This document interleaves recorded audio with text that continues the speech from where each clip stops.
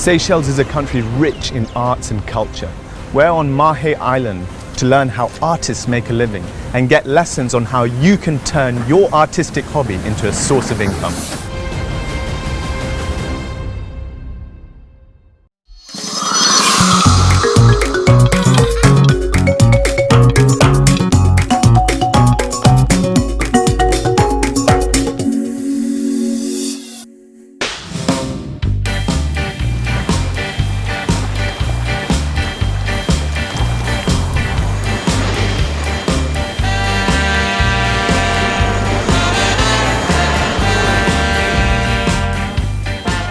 A few years ago, Frances Chang-Him decided to turn her passion for painting into a full-time vocation, and it's been a rapid rise for the bishop's daughter.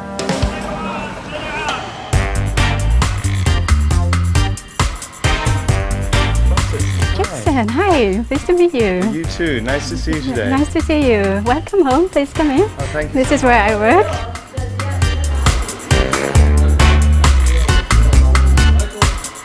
I decided to become a full-time artist like 4 years ago, and it's my childhood dream. I've always wanted to be one, so now I'm living my dream, which is great.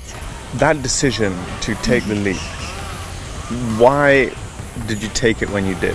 When I was in my mid-30s, I said by the time I get 40, I have to do what I've always wanted to do, and and that was the time. So it's been a rapid rise for you. How's it been dealing with that?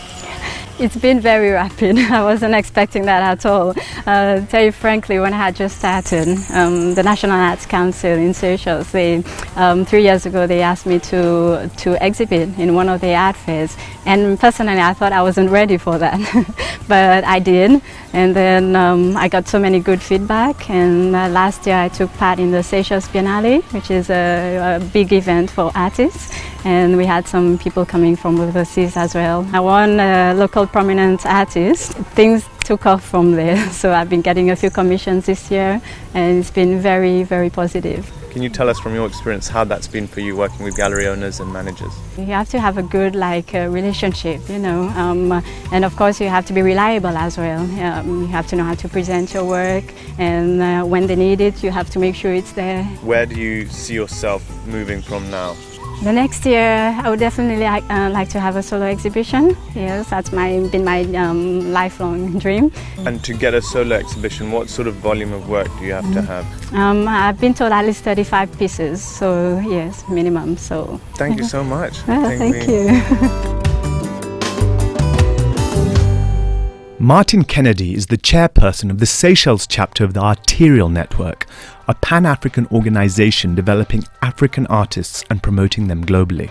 He is also the author of Art in the Seychelles, Then and Now. There's a lot of momentum across the arts in Seychelles. There are a lot of activists, people who are making things happen, and they're greedy to learn and to apply new techniques, use new media. The population of Seychelles is really rather modest, but in terms of what's going on here, it really is similar to the outcome from a much larger community of artists. There's a lot of effort being made to promote and encourage young artists, particularly young female artists. We have a situation here where if you look at the Seychelles Institute of Art and Design, where most of the training young artists are, we see now, I think, probably either gender equality or even a slight majority of girls and young women. Tourism delivers more in terms of revenue than anything else. I think that this country recognises that we have to provide lots of things for tourists to do other than relax on the beach or by the pool. Those are enjoyable things, but I think after a few days you might be ready to enjoy something with more of a cultural emphasis.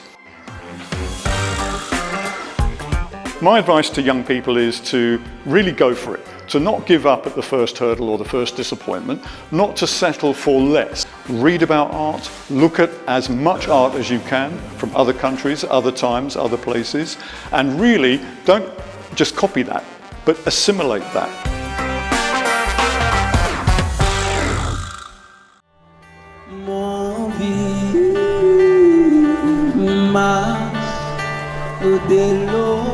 Whilst in the gallery meeting Martin, we happened upon Isham Rath, an artist and musician who was working on a piece as part of the island's annual Art Week.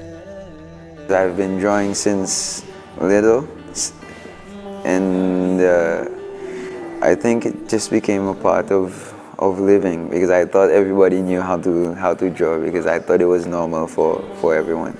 You really need to focus on the right topics or subjects, and when I get the chance, I put it in the gallery. Maybe I put only 20 pieces, so I've sold around 18, so there's 2 left around.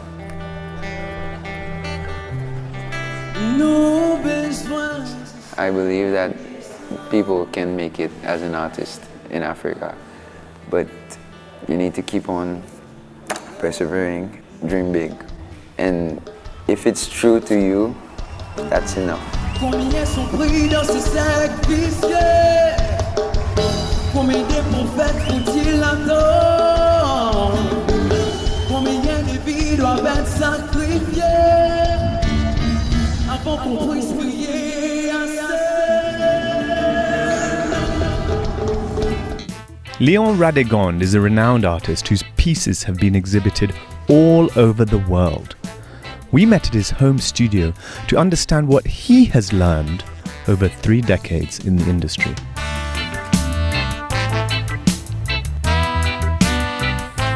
Last year, I had an exhibition that I had been working on it for at least 5 years. The arrangement with the owner of the gallery is that I work and make me have the money. To be honest, I don't find it difficult to live as an artist. When I wake up in the morning, I'm not worrying about how I'm going to make money. My main concern is to produce good work. I enjoy doing what I have, and it's not work. I'm just enjoying myself. What would be your advice to young artists who are maybe a little bit wary about taking the leap, but clearly they've got some talent? What would you tell them? Do your art honestly, but do it from your soul. You have to persevere, and then things will happen eventually.